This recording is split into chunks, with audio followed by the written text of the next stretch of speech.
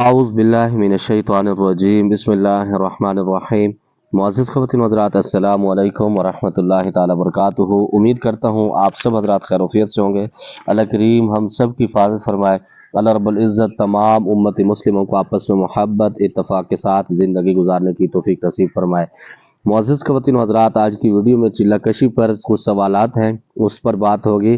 कुछ सवालात ऐसे होते हैं कि जो आप अपने मुताबिक करते हैं, लेकिन अल्हम्दुलिल्लाह मेरा एक फ़र्ज़ है आपको जवाब देना, लेकिन इसके अंदर थोड़ा सा लेट हो जाए तो आप किसी के ऊपर ऐसे अंदाज़ा नहीं लगा सकते कि आपको मेरे सवाल का पता नहीं, आप इसका जवाब नहीं दे रहे। आप अपनी जगह पर सही कहते हैं, लेकिन मुझे जिस फील्ड में मैं हूं और जिस मकाम पर मैं हूं वो अल्लाह को पता है या मेरे मामलात। बहरहाल आपकी अपनी सोच है। सवाल ये है, अस्सलाम वालेकुम, मुझे लगता है कि आपको मेरे सवाल का जवाब नहीं आता। आपने 16 साल इस फील्ड में गुजार दिए हैं, आपको छोटी सी बात का पता नहीं है। सवाल मेरा ये है, अरबी हरूफ का बहूर इस्तेमाल करना और न इस्तेमाल करना कैसा है? मतलब ये है, सूरत फातिहा का पहला अल्फाज अलिफ से होता है और ख़त्म नून पर होता है। अलिफ और नून का बहूर इस्तेमाल करना कैसा है? तो मुअज़्ज़िज़ ख़वातीन व हज़रात, इस पर दो चीज़ें आपको बताता हूँ। जो बखूर के मामलात होते हैं, चिल्ला कशी के अंदर हर शागिर्द के हर के साथ मामलात अलग से होते हैं। जो समझदार आमिल समझदार उस्ताद होता है वो शागिर्द की कैपेसिटी देखता है, उस हिसाब से उसको बाज़ुकात उसके अंदर बखूर का इस्तेमाल करवाता है, बाज़ुकात नहीं करवाता। दूसरे नंबर पर कुछ शागिर्द ऐसे होते हैं कि इनकी सितारों की चालें सख्त होती हैं, कि इनके नरम होती हैं, तो उस मामलात से असातिज़ा कराम उस हिसाब से चलाते हैं। तीसरे नंबर पर जो बखूर का इस्तेमाल है, इसके मामलात में ये है कि जब आप चिल्ला कशी को, मैं अब आपको असूल बता रहा हूँ, चिल्ला कशी के अंदर जब आप फ़कीरी लाइन में करते हैं तो उसके अंदर आपको कुछ न कुछ गुंजाइश मिल जाती है कि आप कुछ काम करते हैं, किसी का परहेज़ करते हैं, कुछ नहीं करते। फ़कीरी लाइन सिस्टम और है। अगर आप अमलियात को जानते हैं तो फिर उसके अंदर आपको रूल तोड़ नहीं सकते, आपको खिलाफ वर्जी कर नहीं सकते। अगर आप करते हैं तो आप चिल्ला कशी के उस तरह के कायल नहीं रहते, जो उसकी पाबंदी है आप उसको तोड़ने के अंदर शुमार हो जाते हैं। लेकिन बखूर का इस्तेमाल करना, हिसार के मामलात, चिल्ला कशी के अंदर, अब मिसाल के तौर पर मैं आपको मिसाल देता हूँ। कुछ शागिर्द ऐसे आते हैं कि सूरत जिन का जब हम चिल्ला कराते हैं उनको सेम तादाद वही कराते हैं जो हमारे बुजुर्गों ने हमें बताई है। कुछ को हम ज़्यादा बताते हैं, कुछ को कम बताते हैं। वो इस वजह से कि उसकी कैपेसिटी देखते हैं, उसके सारे मामलात चेकआउट करने के बाद उससे फिर उसको चलाया जाता है। लेकिन आपका अपना इल्म है कि आप किसी के ऊपर बात कर देते हैं 16 साल। अल्लाह रब्बुल इज़्ज़त के मामलात हैं। बहरहाल अल्लाह आपको खुश रखे, अल्लाह बहुत सारी इज़्ज़तें। दूसरे नंबर पर जो उस दिन मैंने बात की थी कि जिसका पहला कमेंट्स और पहला वो व्हाट्सएप पर मेरे पास मैसेज आएगा तो वो जो मेरी पुरानी साहब का अंगूठी तो उसको दूंगा।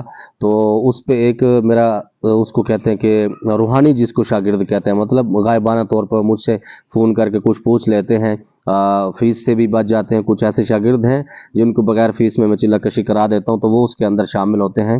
मेरे ख्याल में उनका नाम आसिफ साहब है, रावलपिंडी से हैं।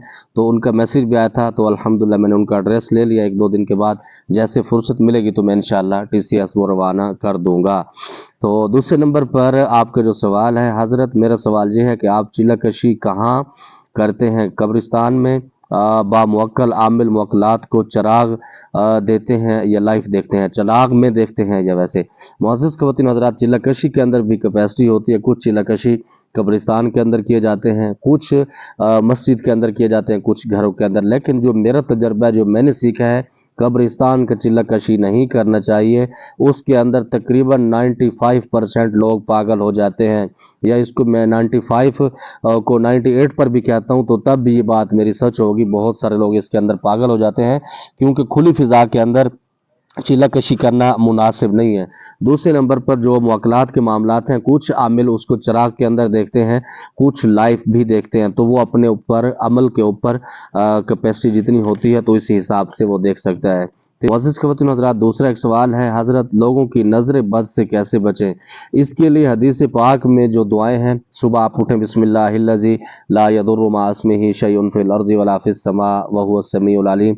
ये है, आप इसको पढ़ के अपने ऊपर दम कर लें 3 मरतबा, तो इंशाअल्लाह आप नज़र बद से महफूज रहेंगे। दूसरे नंबर पर मुख्तसर सा जो हमारा अमल है, हिसार का 3 मरतबा, तीसरा कलमा 3 मरतबा, आयतुल कुर्सी अव्वल आखिर 3 मरतबा दुरूद इब्राहिमी पढ़ के आप अपने ऊपर दम कर लें तो इंशाअल्लाह ताला तब भी नज़र बद से महफूज रहेंगे। दूसरे नंबर पर नज़र बद से बचने का ये भी एक सिस्टम है کہ آپ اپنی آمدنی کسی کو شو نہ کریں.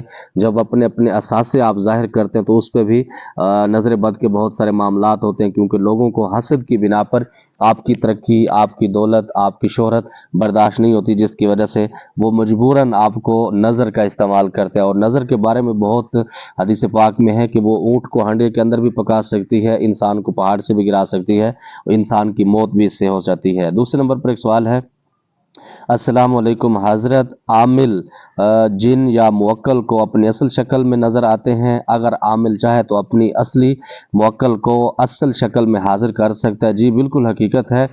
اگر تو عامل کے اندر کیپیسٹی ہے تو وہ ہر روپ کے اندر ملاقات بھی کر سکتا ہے، ان کی شادیوں میں بھی جا سکتا ہے، ان کے ساتھ رشتہ داری بھی کر سکتا ہے. میں نے ایسے عاملین کو بھی دیکھا ہے جنات کے ساتھ ان کی شادی بھی ہیں، لیکن امام ابو حنیفہ رحمۃ اللہ علیہ کے قول کے مطابق مناسب نہیں ہے وہ، اس وجہ سے اس کے اندر ڈیتھ ہونے کا بہت زیادہ خطرہ ہوتا ہے، کیونکہ جب انسان فارغ ہوتا ہے تو اس کے اندر منی نکلتی ہے. اس طرح جب جنات کے اندر فراغت ہوتی ہے تو وہ آگ کا شعلہ نکلتا ہے، جس کی وجہ سے انسان کو نقصان ہو سکتا ہے. اسی طرح ایک اور سوال ہے، حضرت سورۃ مزمل کے صاحب ورد کیسے بنے؟ معزز خواتین و حضرات، اس کے لیے میں آپ کو بتاؤں گا کہ آپ اگر سورۃ مزمل شریف کی زکوٰۃ ادا کر چکے ہیں، مدامت بھی دیتے ہیں، اس کے علاوہ اگر آپ کہتے ہیں کہ اس کے صاحب ورد بننا چاہتے ہیں، تو سب سے پہلی بات یہی ہے کہ جو آپ کے مرشد نے مدامت آپ کو دی ہے تو اس سے بھی آپ صاحب ورد بن جاتے ہیں. اگر انہوں نے مدامت کی پابندی نہیں لگائی، کیونکہ کچھ لکشی ایسے ہوتے ہیں ان کی زکوٰۃ کے بعد مدامت کی کوئی ضرورت نہیں پڑتی، نہ ہی کچھ عاملین اس پہ توجہ دیتے ہیں، تو اس کے لیے بہتر یہی ہے آپ کم از کم 3 مرتبہ آپ اس کو پڑھیں، اول آخر 3 مرتبہ درود ابراہیمی پڑھتے رہیں، یا پھر جب آپ کو ضرورت ہو کسی کام میں آپ پھنس جائیں تو اس میں 21 مرتبہ بھی پڑھایا جاتا ہے اور 41 مرتبہ بھی آپ پڑھتے ہیں تو آپ کا کام ہو جاتا ہے. لیکن صاحب ورد بننے کے لیے 3 یا 7 مرتبہ یا 5 مرتبہ پابندی سے آپ پڑھیں گے، ناغہ نہیں کریں گے، تو انشاءاللہ تعالی آپ صاحب ورد اس کے بن جائیں گے. اللہ رب العزت کی بارگاہ سے دعا گو ہوں، اللہ ہم سب کی حفاظت فرمائے، آپس میں محبت اتفاق کے ساتھ رہنے کی توفیق نصیب فرمائے. دوسرے نمبر پر کوئی سوال جب آپ کے رہ جاتے ہیں یا لیٹ جواب ملتا ہے تو تھوڑا سا گزارا کیا کریں اور اپنی بریکوں پر زور دیا کریں، نہ کہ کسی کے اوپر آپ باتیں کرنا شروع کر دیں. بہرحال اللہ بہت ساری عزت دے آپ کو. بس جماعت پر خاص دعاؤں کا ادا. اللہ پامان. السلام علیکم.